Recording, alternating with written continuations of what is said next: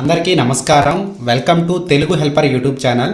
ఈరోజు మనం బాల ఆధార్ కార్డ్ ఎలా దరఖాస్తు చేయాలి, బాల ఆధార్ కార్డ్ చేసేటప్పుడు ఏ జాగ్రత్తలు పాటించాలి, అప్లికేషన్ ఫామ్ ఏది వాడాలి, ఎలా ఫిల్ చేయాలి, అదేవిధంగా దరఖాస్తు చేసిన తర్వాత ఆ యొక్క అప్లికేషన్ స్టేటస్ ఎలా చెక్ చేసుకోవాలి, అప్లికేషన్ యాక్సెప్ట్ అయితే ఎలా మనం డౌన్లోడ్ చేసుకోవాలి అనే పూర్తి వివరాలు ఈ వీడియోలో చూద్దాం.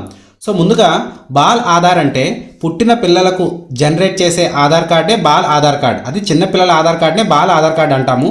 5 years లోపు ఎవరైతే పిల్లలు ఉంటారో వారి యొక్క ఆధార్ కార్డును బాల్ ఆధార్ కార్డు అంటామన్నమాట.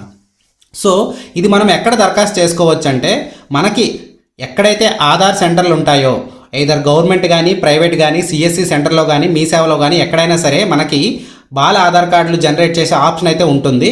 సో మనం ఎక్కడైనా సరే దగ్గరలో ఉన్న ఎక్కడైనా సరే మనం బాల ఆధార్ కార్డు కోసం దరఖాస్తు అయితే చేసుకోవచ్చు. సో బాల ఆధార్ కార్డు చేసేటప్పుడు అసలు ఎవరు వెళ్ళాలి అంటే మనం ఎవరైతే చిన్నపిల్లలు ఉంటారో ఇంట్లో చిన్నపిల్లలు ఉండాలి. అదేవిధంగా తల్లి లేదా తండ్రి దరఖాస్తు చేసే టైంలో అవైలబుల్గా ఉండాలన్నమాట. దాంతోపాటు చిన్నపిల్లలకి ఆధార్ కార్డు ఉండదు కాబట్టి ఓన్లీ పిల్లల్ని పట్టుకెళ్తారు. అదేవిధంగా తల్లిదండ్రులు ఒకరు వారి యొక్క ఆధార్ కార్డుని అయితే తీసుకువెళ్లాల్సి అయితే ఉంటుంది. సో ఇక్కడ మీరు ఆధార్ కార్డు చేసేటప్పుడు జాగ్రత్తలు ఏంటంటే ఫస్ట్ థింగ్ మనం గుర్తుపెట్టుకోవాల్సింది అసలు ఎవరైతే తల్లిదండ్రులు వెళ్తారో ఒకరు వారి యొక్క బయోమెట్రిక్ అయితే ముందు కన్ఫర్మేటివ్గా పడుతూ ఉండాలన్నమాట. వారి యొక్క బయోమెట్రిక్ పడకపోయినా వారి యొక్క ఆధార్ కార్డు రిజెక్ట్ అయినా ఎవరైతే ఇప్పుడు తల్లి లేదా తండ్రి వెళ్తారో ఆధార్ కార్డుకి వారు అక్కడ తమ్ము వేయాల్సి అయితే ఉంటుంది. కాబట్టి ఆ ఆధార్ కార్డు బాల ఆధార్ కార్డు అప్లికేషన్ రిజెక్ట్ అయ్యే ఛాన్స్ ఉంటుంది. కాబట్టి బాల ఆధార్ కార్డు అప్లికేషన్ చేసే ముందుగానే మీరు ఏం చేయాలంటే మీ యొక్క ఆధార్ కార్డు అసలు రన్నింగ్లో ఉందా లేదా అనే విషయాలు చెక్ చేసుకోవాలన్నమాట. డైరెక్ట్గా మీరు గూగుల్లో మై ఆధార్ అని అయితే ఎంటర్ చేయండి. ఎంటర్ చేసిన తర్వాత మీకు ఇలా ఫస్ట్ వెబ్సైట్ అయితే వస్తుంది. సో వెబ్సైట్ని అయితే ఓపెన్ చేసుకోండి. వన్స్ ఓపెన్ చేసుకున్న తర్వాత ఏదో ఒక పేజ్ని అయితే ఓపెన్ చేసుకోండి. లైక్ చెక్ ఆధార్ స్టేటస్ అని ఏదో ఒకటి అయితే ఓపెన్ చేసుకోండి. వన్స్ ఓపెన్ చేసుకున్న తర్వాత ఇలా మీకు ఒక పేజ్ అయితే ఓపెన్ అవుతుంది. ఇక్కడ డాష్బోర్డ్లోకి వెళ్ళినట్టయితే కింద మనకి చెక్ ఆధార్ వ్యాలిడిటీ అనే ఆప్షన్ ఉంటుంది. సో ఇక్కడ మీరు మీ యొక్క ఆధార్ నెంబర్ ఎంటర్ చేసినట్టయితే మీ యొక్క ఇక్కడైతే పక్కన కనిపిస్తున్న క్యాప్చా కూడా ఎంటర్ చేసి ప్రొసీడ్ పై క్లిక్ చేసినట్టయితే మీ యొక్క ఆధార్ కార్డు రిజెక్ట్ అయింది అనుకోండి, క్యాన్సిల్డ్ అని వస్తుంది అనమాట. ఇన్యాక్టివ్లో ఉందనుకోండి, ఇన్యాక్టివ్ అంటే బయోమెట్రిక్ వేసి చాలా ఇయర్స్ అయిపోతుంది అనుకోండి, అలాంటివి ఇన్యాక్టివ్లో ఉంటాయి. సో ఇన్యాక్టివ్ ఉంటే వాళ్ళు ఏం చేయాలంటే బయోమెట్రిక్ అప్డేట్ ముందుగా చేసుకోవాలి. బాల ఆధార్ కార్డు ముందుగానే బయోమెట్రిక్ చేసుకోవాలి. లేదు మీది కరెక్ట్గా ఉంది అంటే మీ యొక్క ఏదైతే ఏజ్ ఉంటుందో ఏజ్, మొబైల్ నెంబర్ లింక్ ఉంటే మొబైల్ నెంబర్, ఈ విధంగా చూసి ఆధార్ వ్యాలిడేషన్ సక్సెస్ఫుల్ అని అయితే మనకి మెసేజ్ వస్తుంది అనమాట. ఇలా వస్తేనే వారు బాల ఆధార్ కోసం పిల్లల్ని పట్టుకు వెళ్ళాల్సి అయితే ఉంటుందన్నమాట. సో ఇక్కడ గుర్తుపెట్టుకోవాల్సిన ఇంకో విషయం ఏంటంటే ఎవరైతే బేబీతో వెళ్తారో ఆధార్ కార్డుకి వారు మాత్రమే బయోమెట్రిక్ వేస్తారు. కాబట్టి అప్లికేషన్ ఫిల్ చేసేటప్పుడు కూడా కేర్ ఆఫ్లో వారిది మాత్రమే నేమ్ ఫిల్ చేయండి. అదేవిధంగా మీ ఆధార్ కార్డులో పెద్దవాళ్ళు ఎవరైతే ఉంటారో పేరెంట్స్ వారి యొక్క ఆధార్ కార్డులో ఉన్న అడ్రస్ సెక్షన్లో ఉన్న అడ్రస్ మాత్రమే అప్లికేషన్ ఫామ్లో ఫిల్ చేయండి. ఇంకా అలా కాకుండా అదర్ అడ్రస్ ఏదైనా ఫిల్ చేశారంటే అది రిజెక్ట్ అయ్యే ఛాన్స్ ఉంటుంది. ఓకేనా? ఎవరైతే ఆధార్ కార్డు కోసం బేబీతో ఆధార్ సెంటర్కి వెళ్తారో ఇక్కడ గుర్తుపెట్టుకోవాల్సిన విషయం ఏంటంటే ఇక్కడ తండ్రి వెళ్ళినట్టయితే బర్త్ సర్టిఫికేట్లో ఫాదర్ నేము, అలా కాకుండా మదర్ వెళ్ళినట్టయితే బర్త్ సర్టిఫికేట్లో మదర్ నేమ్ అనేది ఆధార్ కార్డులో ఉన్న పేరుకి బర్త్ సర్టిఫికేట్లో ఉన్న నేమ్కి మ్యాచ్ అవ్వాలన్నమాట. మ్యాచ్ అవ్వకపోతే అప్లికేషన్ రిజెక్ట్ అయ్యే ఛాన్స్ ఉంటుంది. ఓకేనా? ఛాన్స్ ఉండడం కాదు, రిజెక్ట్ అయిపోతుంది. సో స్పెల్లింగ్తో సహా కరెక్ట్గా ఉండేలా చూసుకోండి. బర్త్ సర్టిఫికేట్లో నేము అట్ ద సేమ్ టైం ఎవరైతే బయోమెట్రిక్ వేస్తారో వారి యొక్క ఆధార్ కార్డులో ఉన్న నేము మ్యాచ్ అవ్వాలి. ఓకేనా? ఎవరైతే బయోమెట్రిక్ వేస్తారో వారి పేరు మాత్రమే కేర్ ఆఫ్ సెక్షన్లో అప్లికేషన్ ఫామ్లో ఫిల్ చేయండి.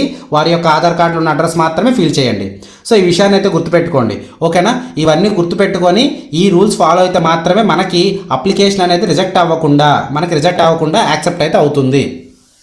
సో మనం అప్లికేషన్ ఫామ్ ఏది వాడాలి అంటే మీరు డైరెక్ట్గా వెబ్సైట్ అయితే ఓపెన్ చేసుకోండి. GSWS హెల్పర్ అప్లికేషన్ ఫామ్స్ అని క్లిక్ చేసినట్టయితే మనకి ఫస్ట్ ఒక వెబ్సైట్ అయితే వస్తుంది. సో దాన్ని క్లిక్ చేసుకున్నట్టయితే మనకి ఈ విధంగా పేజ్ అయితే ఓపెన్ అవుతుంది. ఇందులో మనకి ఆధార్కి సంబంధించి అన్ని అప్లికేషన్ ఫామ్స్ కూడా అవైలబుల్గా ఉంటాయి. ఇక్కడ ఆధార్ సర్వీసెస్ అప్లికేషన్ ఫామ్లోకి చూసుకున్నట్టయితే 0 to 5 years enrolment and correction update form అని ఉంటుంది. సో దీనిపై క్లిక్ చేసుకున్నట్టయితే మీకు ఈ విధంగా మీకు అప్లికేషన్ ఫామ్ అయితే ఓపెన్ అవుతుందన్నమాట. సో ఇది ఎలా ఫిల్ చేయాలో ఒక్కసారి చూడండి.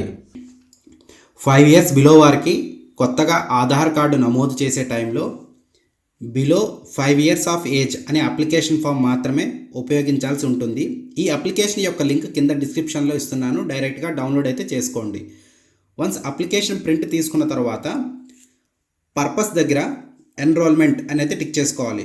ఎందుకంటే కొత్తగా ఆధార్ కార్డ్ అప్లై చేస్తున్నారు, దరఖాస్తు చేస్తున్నారు కాబట్టి ఎన్రోల్మెంట్ టిక్ చేయాలి. అదే 5 years బిలో వారికి ఏదైనా కరెక్షన్ కోసం అప్లికేషన్ యూస్ చేసినట్టయితే అప్పుడు అప్డేట్ అని టిక్ చేసుకోవాల్సి ఉంటుంది. సో ఎన్రోల్మెంట్ టిక్ చేసుకున్న తర్వాత ఇండియన్స్ అయితే రెసిడెంట్ ఇండియన్, ఒకవేళ ఎన్ఆర్ఐస్ అయితే నాన్ రెసిడెంట్ ఇండియన్ టిక్ చేసుకోవాలి. సో రెసిడెంట్ ఇండియన్ మ్యాక్స్ ఉంటారు కాబట్టి ఇదైతే టిక్ చేసుకోవాల్సి అయితే ఉంటుంది. తర్వాత డెమోగ్రాఫిక్ ఇన్ఫర్మేషన్లో నేమ్ అయితే ఉంటుంది. ఈ నేమ్ ఎలా ఫిల్ చేసుకోవాలంటే బర్త్ సర్టిఫికేట్ ఒరిజినల్లో నేమ్ ఎలా ఉంటుందో అలానే ఫిల్ చేయాల్సి ఉంటుంది. సో ఇక్కడ వన్స్ నేమ్ ఫిల్ చేసిన తర్వాత జెండరు మేలా, ఫిమేలా, థర్డ్ జెండరా ఆర్ ట్రాన్స్జెండరా అనేది అయితే టిక్ చేసుకోవాల్సి ఉంటుంది. తర్వాత బర్త్ సర్టిఫికేట్లో డేట్ ఆఫ్ బర్త్ ఎలా అయితే ఉంటుందో అలానే ఇక్కడ date of birth date, month, year mention చేసి డాక్యుమెంట్ సబ్మిట్ చేస్తున్నారు కాబట్టి వెరిఫైడ్ అయితే టిక్ చేయాలి. సో తర్వాత వచ్చి మొబైల్ నెంబర్. సో చాలామంది ఇక్కడ మొబైల్ నెంబర్ రాయడం మర్చిపోతారు.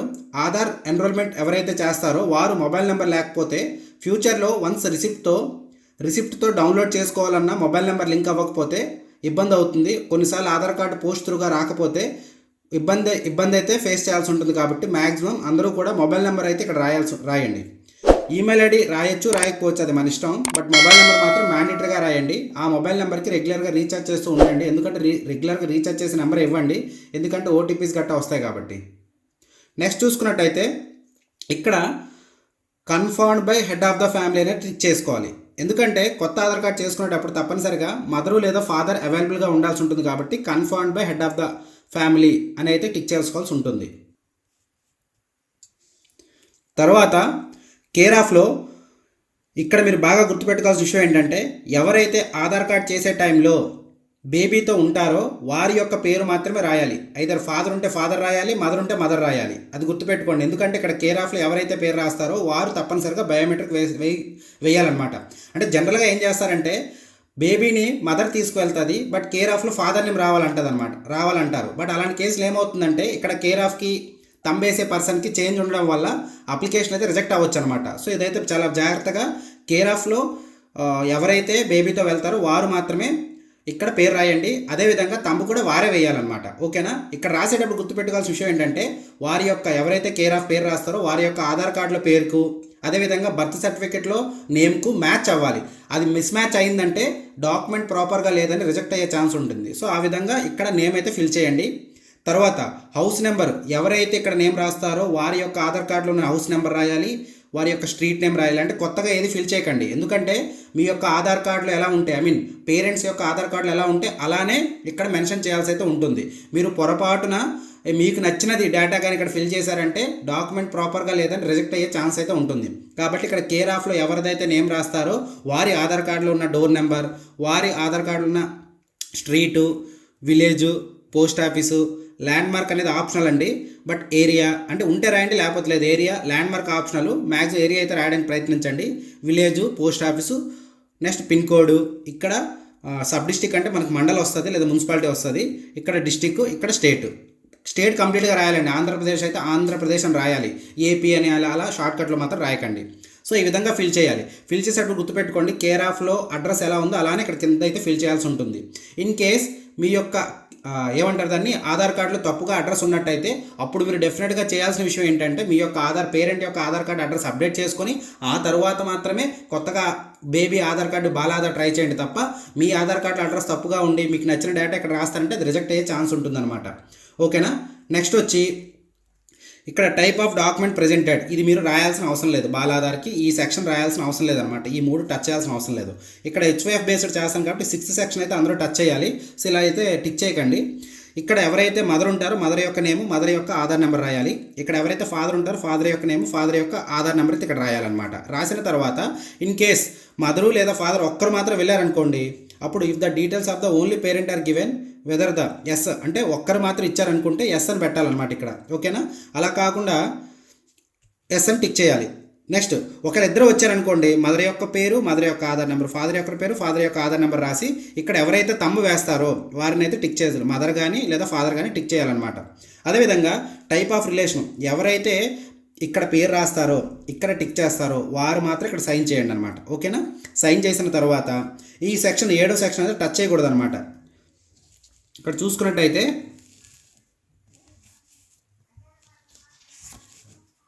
సో ఇక్కడ ఏదైతే 7th సెక్షన్ ఉందో ఈ 7th సెక్షన్ అసలు టచ్ చేయాల్సిన అవసరం అయితే లేదు. సో ఇక్కడ ఆధార్ నెంబర్ కానీ ఏది కానీ టిక్ చేయకూడదు. నెక్స్ట్ వచ్చి ఇక్కడ సిగ్నేచర్ ఆఫ్ ద వెరిఫైడ్ అంటే ఎవరైతే ఆధార్ కార్డు చేసేటప్పుడు వెరిఫై చేస్తారో వారి యొక్క సైన్ ఇక్కడ చేస్తారు, వారి యొక్క నేమ్ ఇక్కడ రాస్తారు. But signature of the mother father ఎవరైతే పైన చెప్పిన విధంగా ఏదైతే కేర్ ఆఫ్ రాస్తారో అదేవిధంగా కింద టిక్ చేస్తారో అదేవిధంగా ఇక్కడ సైన్ చేస్తారో వారు మాత్రం ఇక్కడ సైన్ చేయండి. అదేవిధంగా వారి యొక్క నేమ్ అయితే రాయాల్సిన అవసరం లేదనమాట. ఓకేనా. డేట్ అండ్ టైం కూడా ఎవరైతే ఎన్రోల్మెంట్ చేస్తారో వారైతే ఇక్కడ మెన్షన్ చేస్తారు. ఈ విధంగా అప్లికేషన్ ఫామ్ అయితే ఫిల్ చేయాలన్నమాట. సో ఈ విధంగా అప్లికేషన్ ఫామ్ ఫిల్ చేసుకున్న తర్వాత మనకి ఒక రిసిప్ట్ అయితే అప్లికేషన్ ఫామ్ ఫిల్ చేసుకున్న తర్వాత ఆధార్ సెంటర్కి వెళ్ళినట్టయితే వారు ఎన్రోల్మెంట్ అయితే పూర్తి చేస్తారు. ఎన్రోల్మెంట్ పూర్తి చేసేటప్పుడు 5 years బిలో పిల్లలకి కేవలం ఫోటో మాత్రమే తీసుకుంటారు. ఎవరైతే పేరెంట్ వెళ్తారో పేరెంట్ యొక్క బయోమెట్రిక్ అయితే తీసుకుంటారు. తీసుకొని అప్లికేషన్ ఆన్లైన్ చేసిన తర్వాత రిసిప్ట్ అయితే ఇస్తారనమాట. సో రిసిప్ట్ అనేది మనకి ఈ విధంగా ఉంటుంది, ఒకసారి చూడండి. సో మనకి ఈ విధంగా రిసిప్ట్ అయితే ఉంటుందన్నమాట. సో నేను ఇక్కడ 5 years అబోవ్ కేసు అయితే చూపిస్తున్నాను. బట్ బిలో కేసు మాత్రం అన్ని వివరాలతో పాటు పైన ఎన్రోల్మెంట్ నెంబర్ ఉంటుంది అండ్ పక్కనే డేటు టైం కూడా ఉంటుందన్నమాట. సో ఈ వివరాలతోనే మనం మన యొక్క అప్లికేషన్ ఏదైతే బాల ఆధార్ కోసం అప్లికేషన్ చేస్తామో అప్లికేషన్ స్టేటస్ అయితే తెలుసుకోవచ్చు అనమాట. సో దానికి గాను మనం ఏం చేయాలి అంటే డైరెక్ట్గా అప్లికేషన్ స్టేటస్ తెలుసుకోవడానికి డైరెక్ట్గా ఈ రిసిప్ట్తో పాటు మనం ఆన్లైన్లోనే మై ఆధార్ అనే వెబ్సైట్లోనే మనం డైరెక్ట్గా చెక్ చేసుకోవచ్చు. సో మై ఆధార్ అని క్లిక్ చేసిన తర్వాత డైరెక్ట్గా మీరు మై ఆధార్ అనే పోర్టల్ని అయితే ఓపెన్ చేసుకోండి. వన్స్ ఓపెన్ చేసుకున్న తర్వాత ఈ విధంగా మనకు వస్తుంది చెక్ ఆధార్ అప్డేట్ స్టాటస్ ఉంటుందన్నమాట. సో ఇలా ఓపెన్ చేసుకున్నట్టయితే లేదా డైరెక్ట్గా మై ఆధార్ .uid.in అనే వెబ్సైట్లో కిందకి వెళ్ళినట్టయితే మనకి ఇక్కడ చూడండి check enrolment and update status అని ఉంటుందిగా. సో దీనిపై క్లిక్ చేసుకోండి. చేసుకున్న తర్వాత మనకి ఏదైతే 14 digit ఎన్రోల్మెంట్ నెంబర్ ఉంటుందో ఇక్కడ మనకి ఏదైతే 14 digit ఎన్రోల్మెంట్ నెంబర్ ఉంటుందో ఆ ఎన్రోల్మెంట్ నెంబర్ ఇక్కడైతే ఎంటర్ చేసేయండి. ఎంటర్ చేసిన తర్వాత పక్కనే మనకి డే టు టైం ఉంటుందిగా. సో ఆ డే టు టైంని కూడా ఇక్కడైతే మనం ఎంటర్ చేయండి. సో మంత్ డేటు క్లారిటీగా అయితే ఇవ్వండి. ఇచ్చిన తర్వాత పక్కనే టైం కూడా ఉంది చూసారా, ఆ టైం కూడా మీరు క్లారిటీగా ఇచ్చేయండి. ఏదైతే ఉందో అలా ఇచ్చేసిన తర్వాత కింద కనిపిస్తున్న క్యాప్చా కోడ్ ఏదైతే ఉందో ఆ క్యాప్చా కోడ్ కూడా ఎంటర్ చేసేయండి.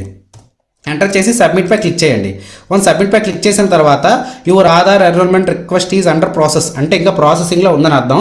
అలా కాకుండా your Aadhaar has been generated అని వచ్చిందంటే మాత్రం ఆధార్ కార్డు బాల ఆధార్ కార్డు యాక్సెప్ట్ అయిందని అర్థం అనమాట. సో అలా యాక్సెప్ట్ అయింది అంటే వారు ఆధార్ కార్డు ఎలా డౌన్లోడ్ చేసుకోవచ్చు, ఒకటి బాల ఆధార్ కార్డు పోస్ట్ త్రూగా వస్తుంది.